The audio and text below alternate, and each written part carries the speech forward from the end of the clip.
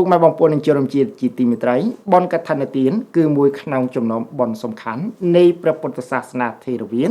បានប្រារព្ធឡើងចាប់តាំងពីថ្ងៃទី100ខែអាសញ្ញដល់ថ្ងៃទី15កើតខែកដិកនៅវត្តសារីឧត្តមភូមិទី4ឃុំលុកហឹងខេត្តដំណាយបនបានចាត់តាំងឡើងយ៉ាងអធិកធម៌ដោយមានការអញ្ជើញចូលរួមនៃមីមីងពុទ្ធបរិស័ទខ្មែរពីភូមិនានា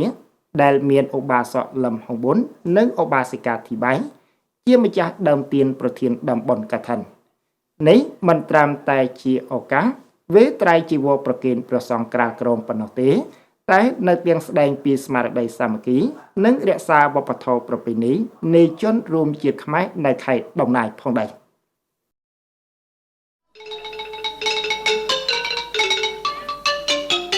នៅរសៀលថ្ងៃដំបូងនៃបុណ្យកឋិនទានពុកម៉ែបងប្អូនខ្មែរបានជួបជុំកកនៅផ្ទះឧបាសកលឹមហុងប៊ុននិងឧបាសិកាធីបៃដើម្បីដង្ហែអង្គកឋិនទានការប្រាក់និងតៃយវត្ថុទៅកាន់វត្តសិរីឧត្តមប្រគេនព្រះសង្ឃតាមព្រះពុទ្ធបញ្ញត្តិបុណ្យកឋិនទានបានប្រារព្ធឡើងបន្ទាប់ពីព្រះសង្ឃគង់ចាំព្រះវស្សាអស់រយៈកាល3ខែព្រះចៅអធិការវត្តលោកបានកំណត់យកថ្ងៃណាមួយនិងផ្ដល់ដំណឹងដល់ពុទ្ធបរិស័ទនៅភូមិនានាម្ចាស់ដើមទានប្រធានដើមបុណ្យកឋិនទានមាន2ផ្នែកជាលក្ខណៈគ្រួសារឬជាសមរភាពឬហៅថាកឋិនសាមគ្គីទន្ទឹមនោះបបួលគ្រួសារនានាចូលរួមប្រយោជន៍លើកទឹកចិត្តស្មារតីបំពេញកុសលសម្ដែងពីភាពដឹងគុណចំពោះព្រះរតនត្រ័យធំធ្វើនៅវត្តលុកហឹងនឹងម្ដងលើកទី2ធំធ្វើប្រខិននៅវត្តលុកឋានទីដកអំរងទៀតវិទី2ឆ្នាំទី3នេះធំធ្វើវត្តលុកហឹងទៀតបាន3ដងឆ្នាំនេះកូនមិនមែនទឹមធ្វើប្រខិននឹងទេធំក៏ជួយដូចថាបច្ច័យជួយកសាងក្នុងវត្តនិងពុទ្ធសាសនាឲ្យបានរីកលូតលាស់ចម្រើនក្នុងដែលពុទ្ធសាសនាយើងនេះអង្គកឋិនទានក្រៅពីត្រៃជីវរបរិក្ខារកឋិនសំខាន់បំផុតដែលព្រះពុទ្ធទ្រង់អនុញ្ញាតមានបានតៃយវត្ថុនិងឧបករណ៍ប្រើប្រាស់សំខាន់នានាសម្រាប់វត្តផងដែរវត្ថុឬបរិក្ខារកឋិនទាំងឡាយសុទ្ធតែបានត្រៀមយ៉ាងហ្មត់ចត់ប្រកបដោយសទ្ធាជ្រះថ្លាគោរពដឹងគុណចំពោះព្រះរតនត្រ័យនេះជាទំនៀមទម្លាប់ប្រពៃណីពីបុរមបុរាណណាចាររបស់យើងបានធ្វើទុកសម្រាប់យើងគេទាំងអស់ជាកុលបុត្រចំនួនខាងក្រោយធ្វើបន្តវេនទៅខាងមុខខឿនវប្បធម៌អរិយធម៌របស់សញ្ជាតិម្ល៉េះហើយខ្ញុំចេះតែនឹកឃើញនៅសគុណដ៏ធំធេងអំពីពុព្វបុរសពីមុនខ្ញុំបាទក៏ចេះតែចាប់ផ្ដើម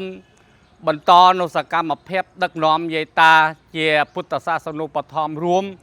ឲ្យធ្វើបន់សុនទានគោរពធ្វើតាមកន្លងនៃប្រពៃណីនិងកន្លងដ៏ត្រឹមត្រូវទៅតាមពុទ្ធអនុញ្ញាតនៅព្រឹកថ្ងៃទី2គ្រួសារឧបាសកលឹមហុងប៊ុននិងឧបាសិកាធីបៃរួមនឹងមីមីងពុទ្ធបរិស័ទអញ្ជើញមកពីចាក់ទូទិសជួបជុំគ្នានៅវត្តដើម្បីប្រារព្ធពិធីដង្ហែអង្គកឋិនទានប្រទាក្សិណជុំវិញព្រះវិហារមុនវេប្រគេនព្រះសង្ឃគ្រងកឋិនមីមីងពុទ្ធបរិស័ទរួមនឹងបរិសនារីខ្មែរបានស្លៀកនៅសំលៀកបំពាក់ប្រពៃណីល្អប្រណិនដង្ហែអង្គកឋិនទានដោយទឹកចិត្តជ្រះថ្លានៅលើទីមុខពួកគាត់នរណាក៏មានទឹកមុខស្រស់ញញឹមព្រឹមប្រែងពងប្រាថ្នាសូមឲ្យអានិសង្សបុណ្យកឋិនទានចូលបានជាចំណែកកុសលគ្រប់គ្នាគ្រួសារសុខដុមរមនីនិងសុភមង្គលជនជាតិខ្មែរយើងមានតែបុណ្យចូលឆ្នាំតង្ហែតខិនឬមួយអកអំបុកហ្នឹងហើយម្យ៉ាងមានទៀតដែលឆ្នាំណារៀងរាល់ឆ្នាំនាងខ្ញុំឃើញបងប្អូនយើងពុកម៉ែបងប្អូនយើងទាំងអស់គ្នាតែងថែរក្សាតាមប្រពៃណីជាតិខ្មែរយើងគឺស្លៀកបំពាក់ខោអាវប៉ាក់តាមប្រពៃណីហើយនាងខ្ញុំសង្ឃឹមថាបងប្អូនយើងជនជាតិយើងទាំងអស់គ្នាជាក្មេងៗសាក្រោយតាមថែរក្សានឹងថែរក្សាប្រពៃណីខ្មែរយើងឲ្យបានរុងរឿងហើយកាន់តែច្រើនហើយឲ្យល្អជាងនេះទៀតទៅមុខបន្ទាប់ពីអង្គកឋិនទានបានបង្ហែប្រទាក្សិណជុំវិញព្រះវិហារ3ជុំរួច មានពុទ្ធបរិស័ទក៏ឡើងទៅជួបជុំគ្នានៅក្នុងព្រះវិហារវេត្រៃជីវរប្រគេនព្រះសង្ឃក្រាស់ក្រមបន្ទាប់មកព្រះសង្ឃក៏ធ្វើការអនុមោទនានៅកុសលផលបុណ្យឧទ្ទិសកឋិនទានទៅកាន់ម្ចាស់ដើមទានប្រធានតំបន់ពុទ្ធបរិស័ទទាំងអស់និងញាតិទាំងឡាយ ភាសាបញ្ចប់បានកឋិនទាននេះក្នុងពុទ្ធនុញ្ញាតរបស់ព្រះសម្មាសម្ពុទ្ធនៃយើងព្រះអង្គបានទ្រង់អនុញ្ញាតឲ្យភិក្ខុសង្ឃកងចាំប្រវសាក្នុងអាវាសវត្តឬក៏ខណ្ឌសីមាណាមួយក្នុងនោះឲ្យបានត្រឹមត្រូវបញ្ចប់បញ្ជួនរយៈកាល3ខែក្នុង3ខែនេះគឺបើសិនជាយើងបានចាំហើយភិក្ខុណាមួយមិនកញ្ចប់មានការធ្វើឲ្យប្លង់ផ្លត់ដៃក៏មិនបានទទួលនៅអតិរិកលាភនៃកឋិនទានរបស់ជាយកជាយកាបានដែរ ក្រៅពីនេះគណៈកម្មការវ័នក៏បានរៀបចំរាត្រីប្រគំតន្ត្រីអបអរសាទរបុណ្យកឋិនទានផងដែរ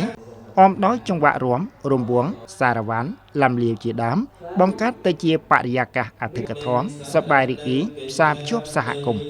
បុណ្យកឋិនទានមិនត្រឹមតែស្ដែងពីទឹកចិត្តជ្រះថ្លាគោរពព្រះពុទ្ធសាសនានៃពុទ្ធបរិស័ទខ្មែរដំណើរប៉ុណ្ណោះទេតែនៅទាំងជាឱកាសអភិរក្សរក្សានិងលើកតម្កើងតម្លៃវប្បធម៌ប្រពៃណីពង្រឹងស្មារតីសាមគ្គីក្នុងភូមិស្រុក